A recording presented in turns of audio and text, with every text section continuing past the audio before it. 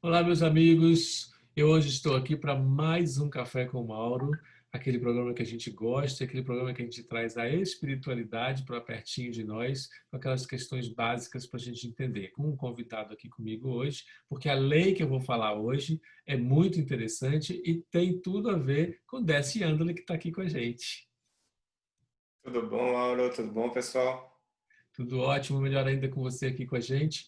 Dentro do programa que a gente tem o Café com Mauro, a gente está trazendo a cada semana uma lei. E calhou dessa semana ser a lei de reprodução. E foi por isso que eu fiz de novo um convite para a Décia vir aqui falar comigo, porque a lei de reprodução é muito bom de ser falada, para a gente entender onde é que isso cabe, né? Reprodução e espiritismo, reprodução e espiritualidade, espírito e reprodução. Como é que isso casa, Décia? Conta para mim. Então, eu gosto muito da visão que o Sérgio Lopes deu no livro O Cérebro Triuno a Serviço do Espírito, né? Ele tem um livro sobre as leis morais, né? O Sérgio. São as leis que estão ali colocadas no Livro dos Espíritos, que o Kardec já explicou direitinho, né? E quando no Cérebro Triuno a gente usa o conceito do Calderaro no livro do André Luiz, No Mundo Maior, dos três andares da casa mental. O primeiro andar seria o primeiro andar na formação evolutiva da inteligência que está ali individualizada, né? Então ali as primeiras leis, que são leis divinas, né? As primeiras leis vão se manifestar ali. E essas primeiras leis são mais as leis voltadas à questão da matéria mesmo, né? Que é a reprodução, destruição e, esqueci a terceira, Conservação? conservação. E é o instinto, né? Sim. O instinto tá voltado para essas três leis, né? E o que eu acho muito interessante, pensando na questão do instinto, o instinto é alguma coisa bastante egoísta, né? O instinto ele prima pela preservação do indivíduo. Então, quando o seu cachorro rosna porque você ameaça tirar a comida dele, é instinto de preservação. Quando um animal caça o outro para se alimentar, é a destruição, mas também é conservação. E é sempre ele pensando nele, no interesse dele, né?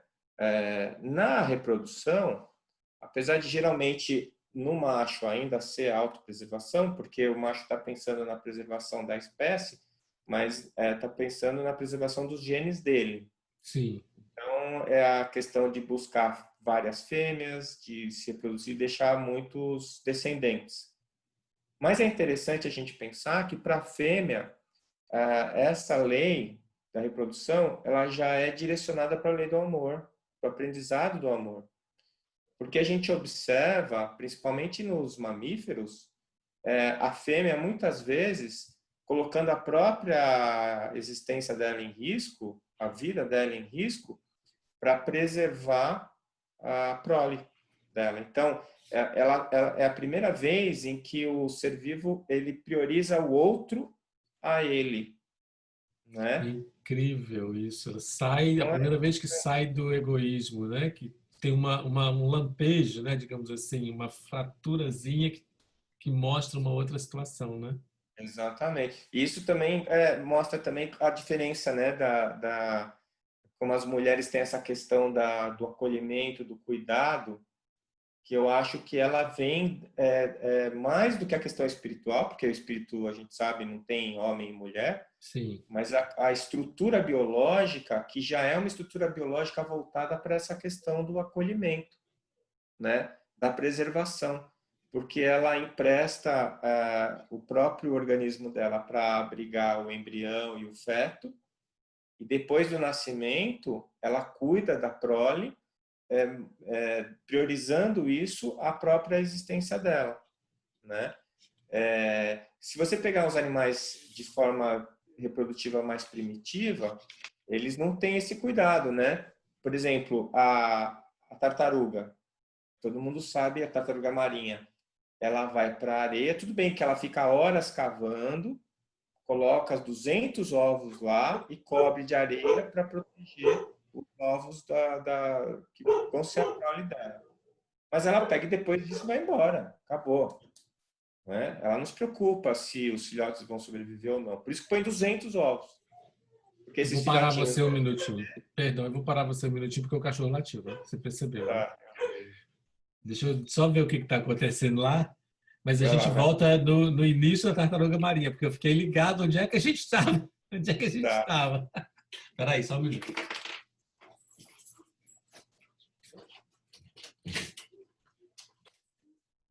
Quase acabando e ele me latiu no meio.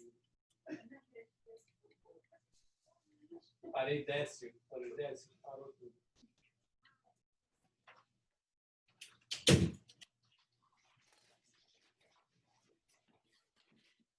Desculpa, desce. Imagina. Minha mulher chegou com outro cachorro, aí o outro latiu. Não, a gente pode pegar, a gente começa, você pode pegar do começo do exemplo da tartaruga marinha, aí eu acho que a gente consegue fazer, tá bom? Então, um bom exemplo disso são as tartarugas marinhas. Ela tem um cuidado com a prole dela, porque ela vai até a praia, ela cava um buraco, fica um tempão fazendo isso, põe lá cerca de 200 ovos, cobre tudo e vai embora. Então ela teve esse cuidado, mas ela foi embora. Ela não cuidou da prole. Por Sim. isso que põe 200 ovos, porque quando essas tartaruguinhas nascerem, dessas 200 que ela pôs, provavelmente uma ou duas no máximo vão chegar à idade adulta. Né? Já quando você tem, por exemplo, numa loba ou num cachorro que vai ter os filhotes, ela cuida dos filhotes até eles serem capazes de adquirir autonomia. Então, o número de filhotes já é reduzido. Né? Verdade. Quanto mais proteção a espécie garante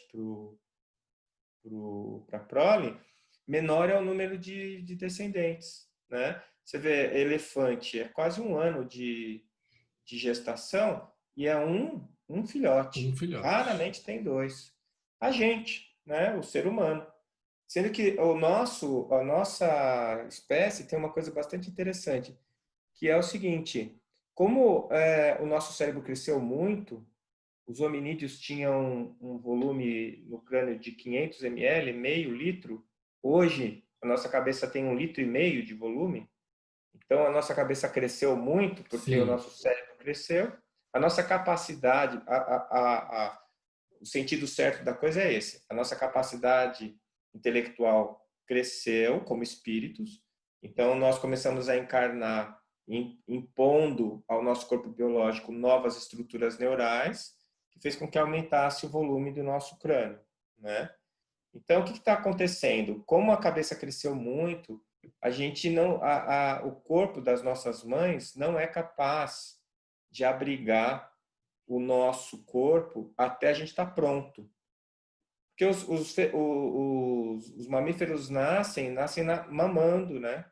Sim. O cavalinho nasce e já tem que ficar em pé, o bezerrinho também, e assim por diante. Não existe nenhum filhote tão indefeso quanto o humano. Se você abandonar uma criança recém-nascida, ela não tem como sobreviver. Por quê? Porque a gente termina o processo de desenvolvimento fora do útero, porque não tem espaço. Sim, verdade. Tem uma coisa que está acontecendo que é muito interessante, é polêmico isso que eu vou falar, mas na verdade a gente tem visto isso, é que cada vez está mais difícil o parto normal. Porque as cabeças das crianças estão nascendo cada vez maiores e vai chegar uma hora que não vai passar pelo canal de parto.